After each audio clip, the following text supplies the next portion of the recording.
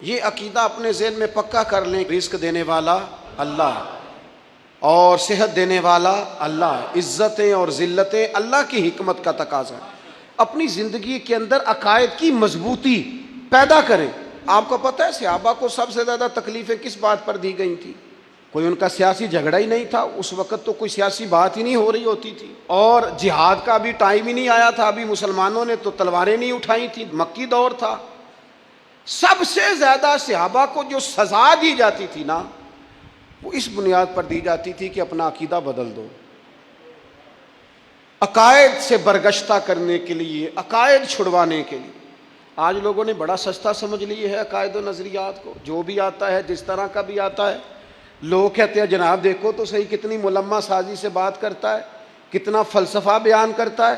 او خدا کے بندے، تیرا ایمان لوٹا جا رہا ہے۔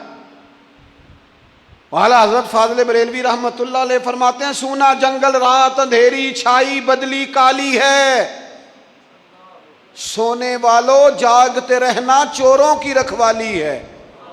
سونے والو جاگتے رہنا چوروں کی۔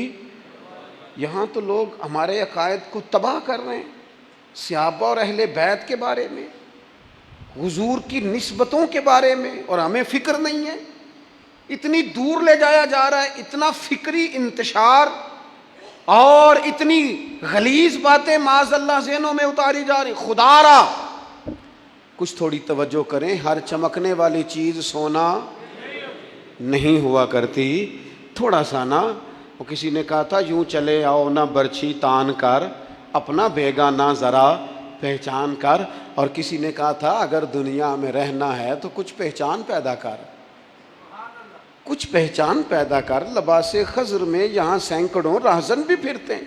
عقیدوں کی پختگی، نظریاتی پختگی، صراط مستقیم پر استقامت بہت بڑی ضرورت ہے۔ حضرت معاذ بن جبل رضی اللہ تعالیٰ عنہ فرماتے ہیں، میں جب سفر کے لیے جانے لگا تو میں نے اپنے کریم محبوب علیہ السلام کی بارگاہ میں عرض کی، یا رسول اللہ مجھے کوئی نصیحت کر دیں۔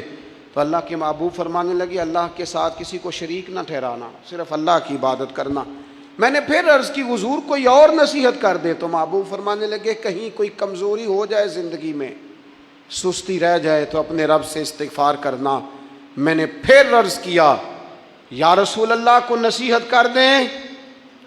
تو کہتے ہیں محبوب نے آخری بات کی اور طے کر دیا میرے لیے سفر کا وہ رستہ۔ اللہ کے محبوب فرمانے لگے کہ اپنے اخلاق کو اچھا کر لو، اور دوسرا اپنے دین پر، اسلام پر استقامت اختیار کرو۔ اپنے عقیدے کے معاملے میں کبھی کمزور نہ پڑنا، دین پر، اسلام پر استقامت اختیار کرنا، کچی پکی باتیں زندگی میں نہ کرنا۔